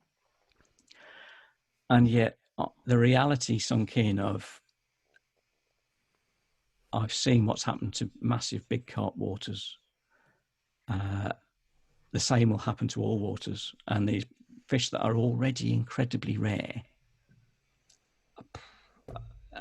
you know, how long have they got left? And they're typically in smallish waters as well, that wouldn't necessarily make it a big water. So a little moat around an old manor house, for example, it's only a little canal in effect, isn't it? That's probably 3 or 4 foot deep, and it wouldn't take long to empty that. And I then started looking at the waters I had discovered over the past 30 years that got wildies, and fishing some of them, and was slightly alarmed when you reel a fish in and you see that the top lobe of its tail's had a otter nip, you know, that square otter nip out of it. And then you see anything up to a dozen cormorants with their wings out, drying themselves in the sun and digesting their food. And you start really thinking, these fish that have lived here for, you know, it might be 700 years. It might be a lot less than that, but it's hundreds of years. And they've existed simply because they've just been allowed to get on and do their own thing undisturbed. All of a sudden, we've messed it up by reintroducing otters, overfishing the sea, so the cormorants have moved in. And through angling tastes, a lot of anglers by choice would probably want to stock those waters with king carp, which would be just as much of a disaster for these wildies. You start looking at a funnel that's getting narrower and narrower for the future of these fish. And hence why what started out as 3 friends, me and 2 others, has now grown to more friends, people I've met along the way who are passionate about wildies. We decided to do something about it. We decided to conserve these fish, these older strains. And what started out as a noble, wouldn't it be lovely if, and this would be great, and wouldn't we feel good if we did this, has actually become a little bit of a rescue mission when you look at the predation that's happening on some of these really, really quite well known but old strain of carp waters. That you think, how many winters have these fish got left? How quickly can we act? How quickly can we lift some of these fish legally, put them into a conservation pool, which conservationists call it an ARC project, I'm told. So it's like Noah's Ark. But 2 by 2 they go in, and then they have little babies. So the intention and the plan is to net some of these fish, put them in a conservation pool, and then run a breeding program whereby either those fish can be then reintroduced to their original host water, should it ever get predated, or go into other conservation pools or other angling pools, and just through playing the numbers game, helping their survival. And to do that isn't just about lifting and moving fish, it's about changing anglers' perceptions about them. So we all love a big carp. We all admire a fantastic scale pattern on a mirror carp. We love that. We all like the fish that you can see as a little baby in the palm of your hands, that you think, oh, that's going to grow. Look at the shoulders on the thing. Look, that is going to be a fantastic fish when that's bigger. And because it's in that climate of biggest is best, there's a job to be done in saying, actually, you know, for all that stuff where biggest can be best, there's also these little carp that remind us of how carp used to look, or how carp fishing once was, you know, relatively recently, you know, sort of 70 years ago, and probably have been part of our upbringing as anglers, or part of our journey that we might have caught them when we were young kids and then moved on. But there's a valid reason to appeal to hearts and minds to say, we can't let these things just die out or be predated. We need to do like the Rare Breed Survival Trust has done with some of these old breed of farm animals, and just say, let's just save them and put them in a little pond somewhere, and we'll auto fence it, we'll net it if we have to, but we'll know that they're safe, and we'll run the breeding programs so that they can go into the waters and then can be fished for without us feeling bad for hooking them. But we're doing our bit to look after the little guy and kind of balance the scales of where we might have buggered it up elsewhere. We're actually doing the right thing and looking after things for them. So that's the basis of the Wild Carp Trust. That's what we're here to do. It's a conservation charity. It's a trust, and part of the reason it's called a trust is that we're trusting people with the future of these fish, and sometimes trusting them with the locations of these fish. But we're in it. We're not in it. It's not a commercial thing. It's not, we live in a capitalist world, and it's kind of nice to be not doing something capitalist. It's nice just to be saying, we know in our hearts we're doing the right thing.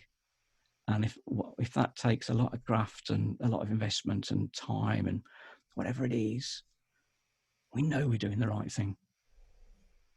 So to put that into a brief nutshell, what the Wild Carp Trust wishes to do is obviously conserve the bloodline of wild carp, heritage carp, and to do that, your intention is to set up these little pools, which aren't fished for, obviously, where wild carp or heritage carp can just breed on, live out their existence, reproduce, and just keep on going. Have I got that right? Yeah, I think so. It's the backup plan. It's the backup plan. What's the primary plan? There's probably three plans actually. So all right. I call it a backup plan, as in, if we want to conserve these fish, the best thing to do is help them in the water they're already in today. Yeah. And that might be otter fencing, that might be whatever it is, to look after and help them where they are here and now.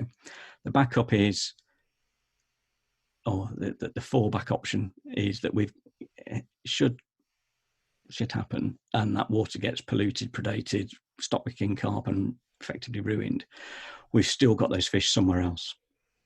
They are conserved somewhere else so that strain remains. And then the third bit, which is like the ultimate goal, is, we're looking after these fish that are close to home, these heritage carp, but they're still, remarkably still, the true original species wild carp of the Danube and these other rivers that are still there, right? And they're in living gene banks, which is like a lake with a 6-foot fence around it, and they're being studied by scientists and such like. And there are these populations in the wild that are being studied, and actually there are breeding programs that are taking these wild carp and then reintroducing them to the sort of brackish waters of the Caspian Sea. And my ultimate goal, our ultimate goal, would be to be able to assist that activity either through funding or rolling our sleeves up and going on holiday to wherever it is, and just helping the original one that has benefited every carp angler in the world ever has to thank the activities of that little true wild carp that's doing its damnedest just to hang on against all odds.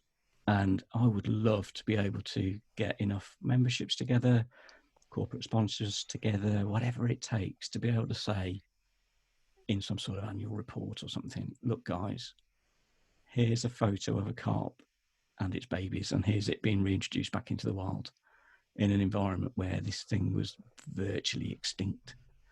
And for however much we love the sporting quality of wildies or normal carp, or however much we feel good about ourselves for doing our bit to look after the carp we've got in the UK, the big picture thing is the original species wild carp, which, without them we wouldn't have carp fishing. We wouldn't have our sport that we love. Yeah, and that's very easy to lose sight of, isn't it? And forget about. So I think this is how we first started chatting. Actually, I think you followed us, and I messaged you and said, "How can we get involved? How can we help?" So before we go on to that side of things, I mean, and obviously we're romanticizing about, if that's a word, about wild carp, and it all sounds fantastic. And I want to dust off my my traditional tackle and go and commission them. Is that something that we should be doing? And I know we're getting a little bit meta here, but should we be promoting fishing for wild carp in your eyes, or should we actually be leaving them be? What are your thoughts on that? We should be fishing for them. Okay. And I say that quite quickly and clearly. So with my other hat on, I sit on the committee of the Grayling Society, and I'm their editor of all their publications. And there's a constant tension, a really healthy, good, constant tension in the Grayling Society of amongst the researchers versus the anglers of should we be, we're all about protecting, looking after, caring for these fish. And with carp, you look at all the cradles and hooking equipment we have now and clinic and all this sort of stuff to absolutely make the most, do the least damage possible. And yet in the Grayling Society, the conservatives, conservators would say, you should just leave them alone. The best, if you're that precious about your fish and you care about them that much, leave them alone. Don't go and put a hook in them and stress them out by reeling them in and all this sort of stuff. It's a good point. Yeah. And then on the other thing I've become aware of through the Grayling Society is this whole keep them wet or keep fish wet campaign. I'm not sure if you're aware of this. I think it came from America, whereby you shouldn't really take the fish out of the water, both the sort of distortion to the internal organs and all that precious stuff that goes on.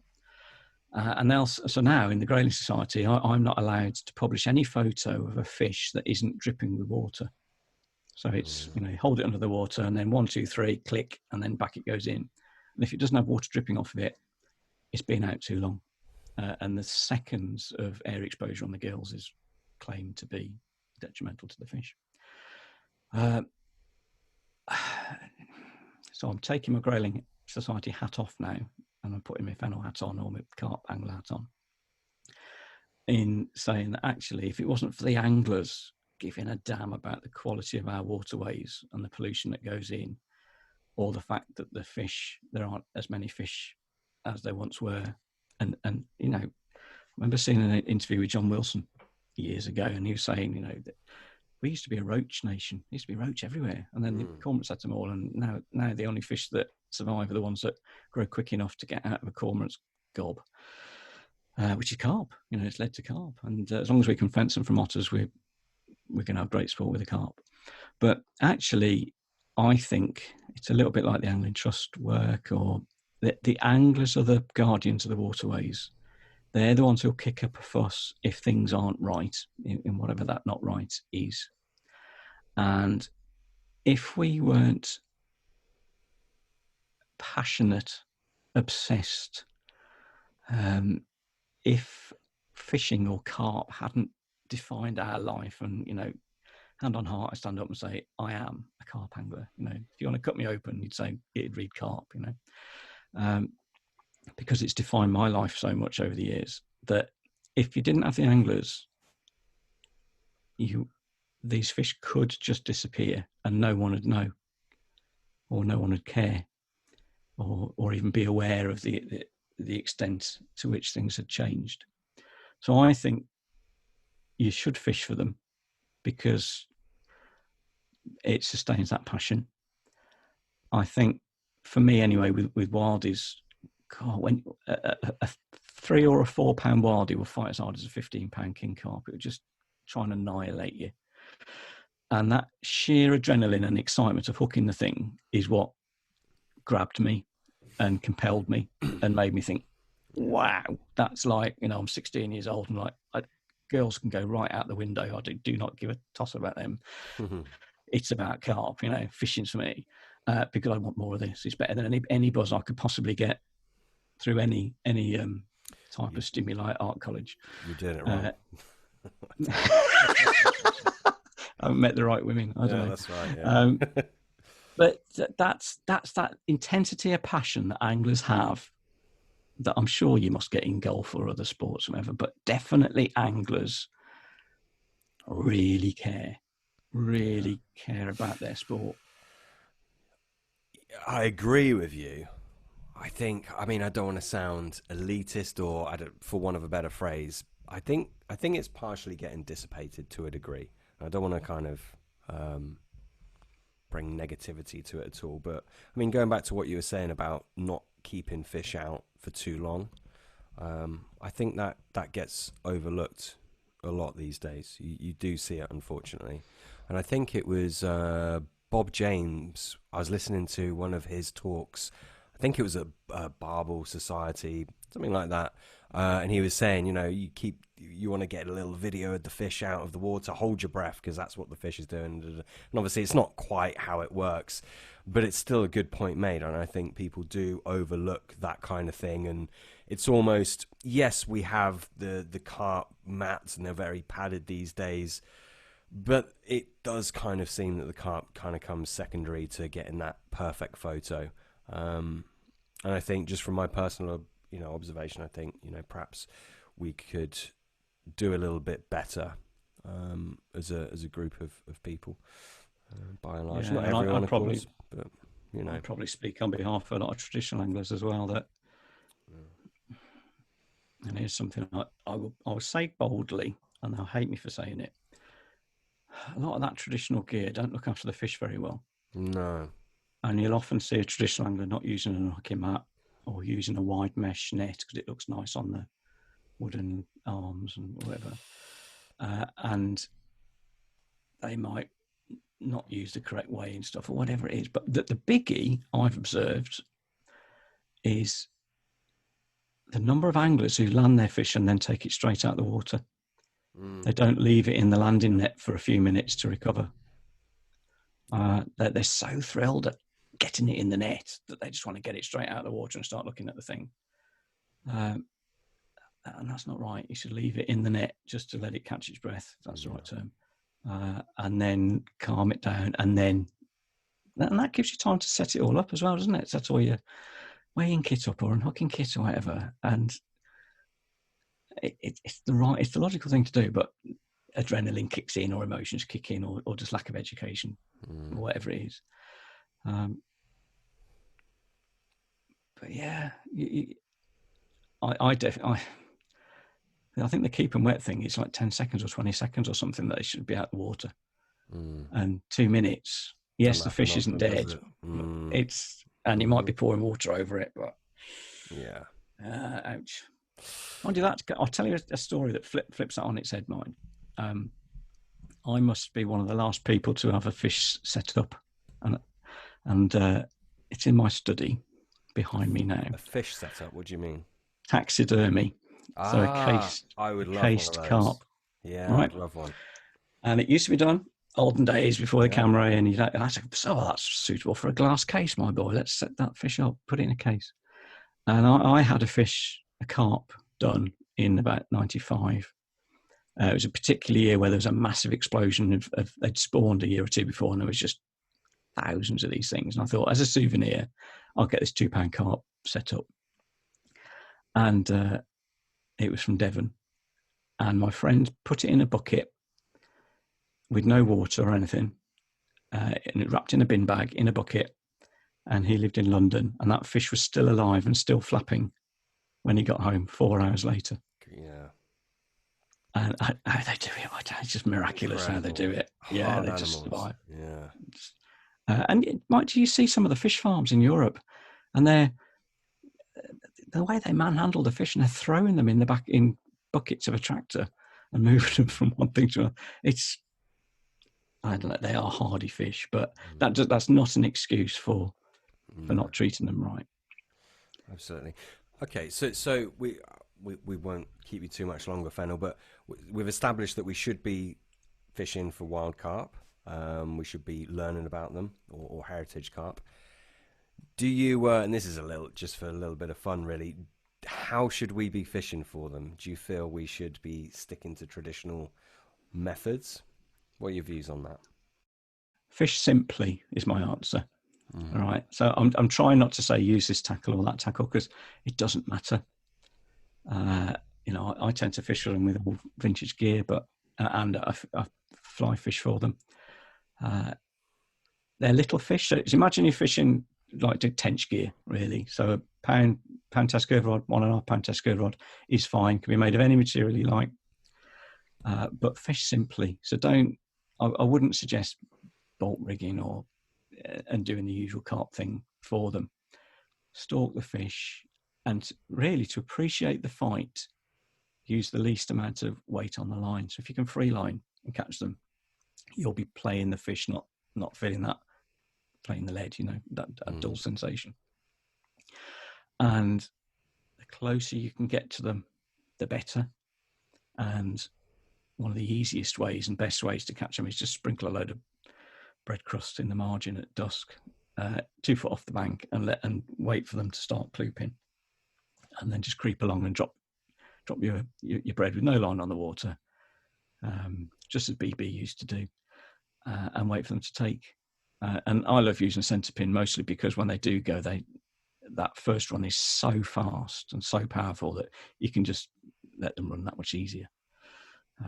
So I would say fish simply, fish light, fish be mobile, take a roving approach, stalking approach, climb trees as much as fish, and spot your fish and look where they are, and all that sort of stuff we all love doing.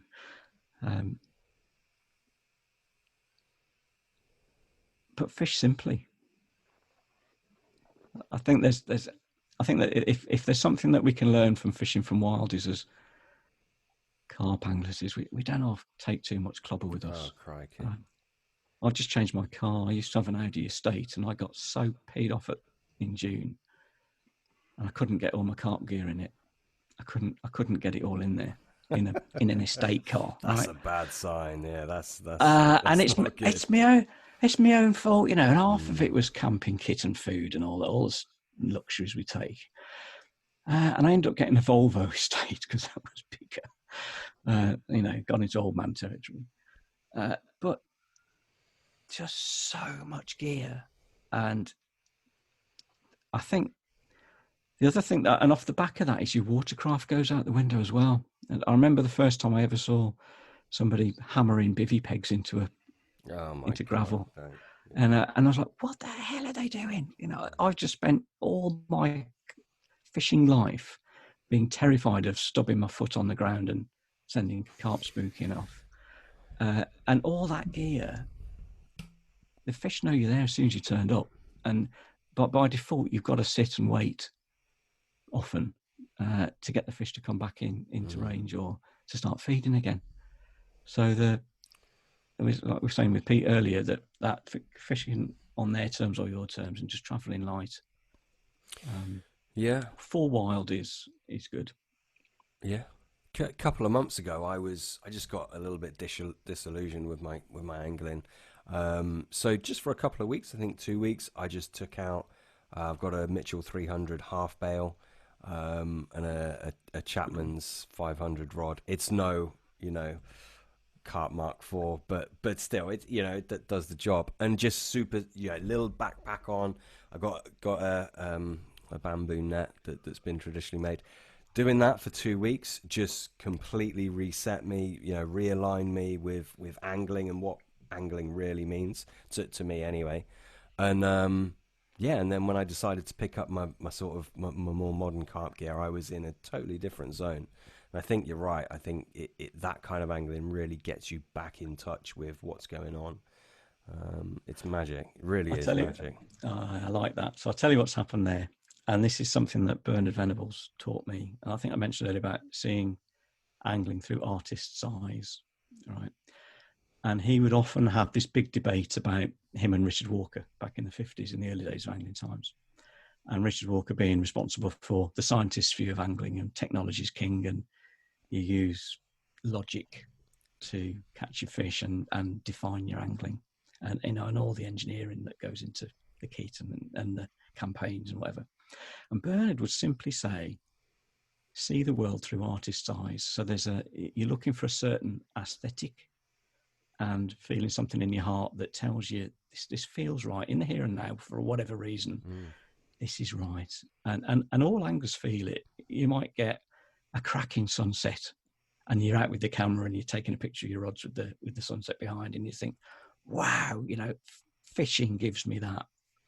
And I love being able to go to what I call timeless waters that are very rural, usually. No sort of reminders of modern age or industry or anything like that. They're really out the way, quiet places where you can just sit and immerse yourself in the moment. And for me, for some reason, the aesthetic that's right for me is vintage gear, mostly because it's organic, not because it's old, because a wooden rod kind of looks nice amongst organic things. Yeah. And handcrafted stuff, and and I could go on for ages like this. Things like a wax jacket, for me, I love. They stink the car out, but I love them because it's organic, and it just feels right in that moment. Doesn't seem out of place, does it? It feels like it's meant to be there. Yeah, I know what you mean. Yeah, and it can create a very different angling experience, and I'd recommend it, just even if it's just one day a year. Probably go for the 16th of June, the start of the old season. Gotta be. And I say, I'm going to have me a traditional day fishing for Wilders or Tench or whatever it is, just to cut through all the half a century of marketing speak from people who wanted to sell us fishing tackle or bait, and just cut through all that and just go fishing for the pure pleasure of going fishing. That'll reboot your soul and everything else hugely. Yeah, absolutely. What do you think, Pete? Should we do it? Sorry, I've just unmuted. Hang on, look, I'll start my video. You've been going to sleep, have you? No, but look, I've got a visitor. I've got a 4-year-old who's refusing to be in bed on her own and requesting her dad. So I've been muting the mic on and off. So for the last sort of 20 minutes, I've been very quiet. But yeah, it's I just love the idea of it. It's the whole travel light. It suits me, and my angling growing up is what I was all about. And I think it's something. To be honest with you, with my fishing, I've never sort of gone out there and I wanted to catch like a wildie or a heritage sort of carp that we're talking about. But I do think it's a little bit of me. It's something I sort of like love to do. I don't know. It's one of those things. It's definitely a part of me, and something that would certainly spark my interest. But I think it's just finding the waters, isn't it? And finding somewhere that's that sort of like holds those fish. I know in the past, Sam, especially when we were younger and we were really sort of getting into the carp scene, we spent many hours, didn't we, or many days, I could say, sort of searching for waters. Oh God! And we would look for these places, and we'd find lakes, and we would watch them forever, looking for any signs of carp. And how often did we ever find fish? It was very rare. Very rare. So rare, wasn't it? Yeah. Speaking to owners and trying to get on these places. But amazing memories to look back on that. I mean, I certainly look back on that so fondly. It was great times. I laughed earlier, just personal thing, when Fenner was saying about his bean can with the light. Do you remember taking the old little paraffin light down to the harbour? Fishing for dogfish. Oh God, yeah! Wow. We kept it traditional then, didn't we? That was right back in the day. Jeez, yeah. God, a paraffin lamp. Yeah, you wouldn't dream of taking one now, would you? No. No. But probably love it if you did. That's the thing. Yeah. You lose touch of it, don't you?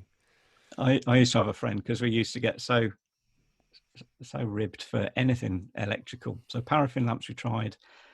Our catch rate went terrible because we got paraffin on our hands and it was affecting our bait. Yeah. So he ended up buying an authentic miner's lamp, a Welsh miner's lamp, which looked the part, but the glass gets sooted up on them really quickly. So his swim was always a very sort of shall I say, like ladies of the night type dingy kind of illumination coming out. A slightly different aesthetic or atmosphere. Yeah. But I mean, just talking about traveling like that, Pete, that one of the things I often say to people is that the more you leave behind, the more you can travel into nature, or the deeper you can travel into nature, be it physically, like miles on the riverbank or miles up a mountain or wherever it is. And that time spent searching and traveling helps you kind of go a bit deeper into your own nature as well. And fishing is very reflective, it's very romantic, and it's very contemplative. And to be allowed time and to go to really wild places that there's nothing jarring, everything's just natural.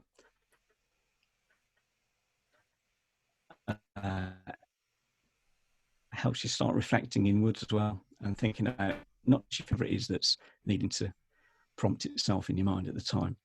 So what I would recommend to you two guys is get yourself a holiday, Wales, head to Wales, but stop at the River Wye, have a few days barbel fishing on the Wye, and allow that scenery and that experience to just wash away all the sort of stresses that we have in our lives, and then go up to Panticlin. So, and both waters will be on the Wye and Us ticket, and go and hike up your mountain and catch your wildie. Take one rod, loaf of bread, fish with the wind at your back, and just freeline that bread and let the wind take it out and drift it out. It's like long trotting out into the lake and wait for those lips to come up. And then just hold on tight.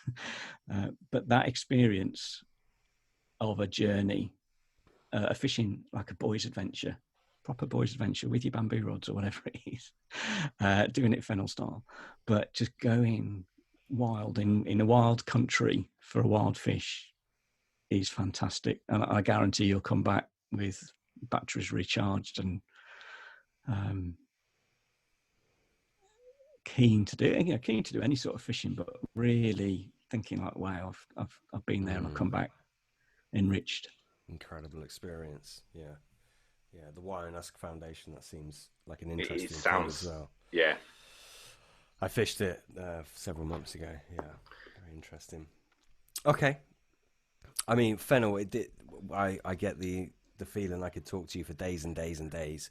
But just to kind of round things off, how can our listeners and how can we get involved and support the Wild Carp Trust? I would encourage you to think about carp and wildies and your own fishing and listen and reflect upon what we've discussed and talked about. I'd love you to want to know more, and I'd love you even more than that to want to care more or do something about it to help. First point of call, I would ask is come and have a look at our website. That's wildcarptrust.org. We've also got a Wild Carp Trust Facebook group. There's loads of chatter going on, and we've got the Instagram account. That will give you a really good understanding about what we're up to, and hopefully then in about January we'll be able to let you join, and that's when you can get access to more information and publications and fishing events and meeting like-minded people and all this stuff, and most importantly contributing to the conservation activities that we've got, so the pools, the breeding programs, the work with fish farms and such like. If you know of pools that have wildies, we'd love to know and hear from you, because we are keen to know, where are they, and what are they. Also, if you have or know of pools that might be suitable for stocking with wildies, so like no king carp or no other type of carp in there, that would be great. Or indeed, if you have waters that are what I call self-contained, so they're not on a streamline, a stream coming in or stream going out. Self-contained waters are great for stocking and using as a conservation pool. So any of that would be great. And I'm there in all these websites and everything else. I'm quite active. So if you want to come and have a chat with me, please reach out, and happy to discuss things further with you. Fantastic. And just lastly, didn't plan this at all, but I know you've written quite a few books, Fennel. If I would like to purchase one, A, where is the best place to go and buy one of those books? B, which would you recommend for a carp angler, a modern carp angler like myself that still kind of romanticizes about the old-fashioned stuff? What would you choose for me? So, obviously, recommend my book Wild Carp. It's the obvious one, but it's also my favourite, biggest book as well. I'd love you to buy that directly from me, from fennellspriory.com. And if you do that, I'll sign it or inscribe it with anything you want. If you don't want to buy it from me, you can get it from any bookshop. Fantastic. Fennellspriory.com. Yeah. Okay, I shall check it out. Fennell, thank you so much. It's been fantastic. I've really thoroughly enjoyed it. And thank you for coming on the podcast. Thank you. Thank you, Pete. Thank you, Sam. Absolute genuine pleasure. Thank you. Thank you. Yeah, brilliant. Cheers, guys. Perfect.